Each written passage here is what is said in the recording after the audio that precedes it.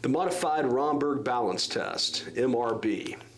Hi, I'm North Carolina DWI attorney J. Scott Smith, and today I'm going to explain one of the additional non-validated sobriety tests that police officers sometimes use to form probable cause when making a DWI arrest. If you like what you see here today, please hit the subscribe button below. What is a non-validated test? A non-validated test is a test that hasn't been part of a study. So there's basically no scientific value to this test, but it's still used in ARIDE by police officers in determining impairment, especially if drug impairment is suspected. From the ARIDE manual, it states that the MRB test is adapted and modified from the original use as a neurological assessment tool. It can be administered to check a subject's time estimation, balance, and presence of tremors, eyelid, and body.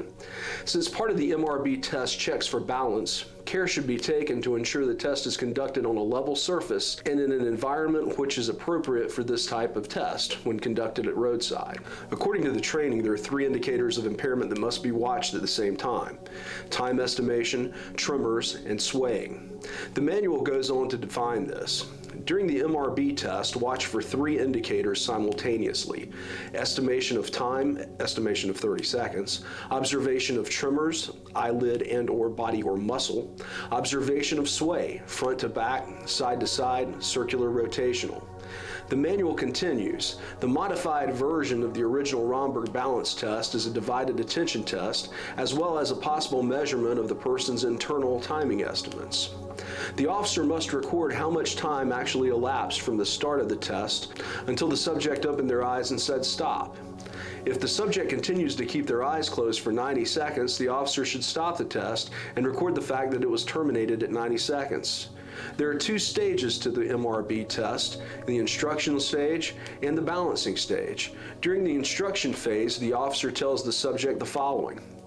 Number 1, stand straight with your feet together and your arms down at your sides. Number 2, remain in this position while I finish giving you the instructions.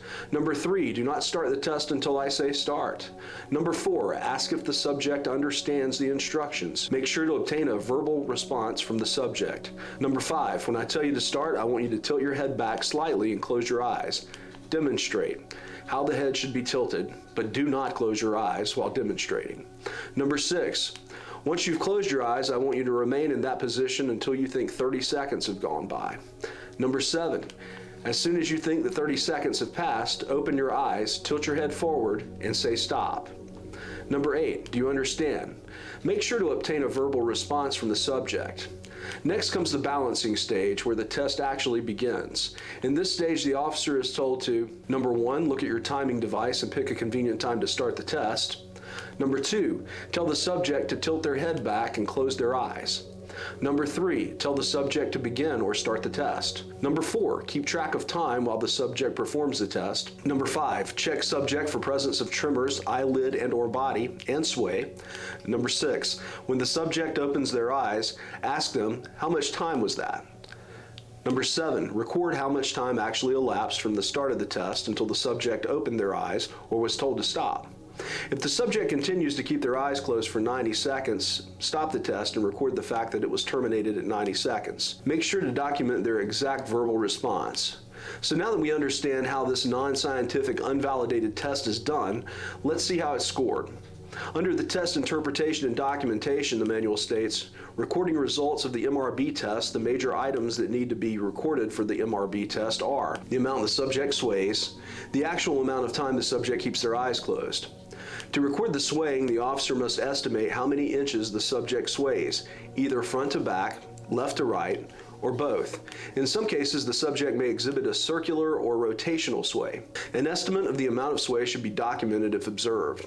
Example, if the subject sways approximately 2 inches toward the left and approximately 2 inches toward the right, the officer should write the number 2 on each side of the stick figure that shows left to right movement. To record the subject's time estimate, simply write the number of seconds the subject keeps his or her eyes closed. Research has indicated that a non-impaired subject's time estimation will typically be within the plus or minus 5 seconds of 30 seconds. What research?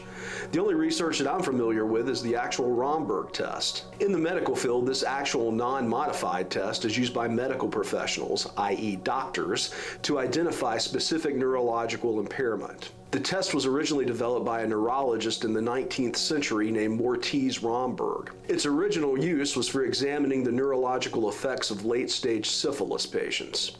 So yes, there are medical studies of the original Romberg test, but I cannot find any studies or any peer-reviewed papers that involve the MRB test. Also, the test is highly subjective. What is sway? How much? What does that even mean if it's present? At best, this test is just another smoke and mirror parlor trick of a trained police officer to impress an uninformed judge or uninformed jury of the test's credibility. You would think that if NHTSA took this test seriously, it would at least study it. I hope this gives you a better understanding of the modified Romberg test.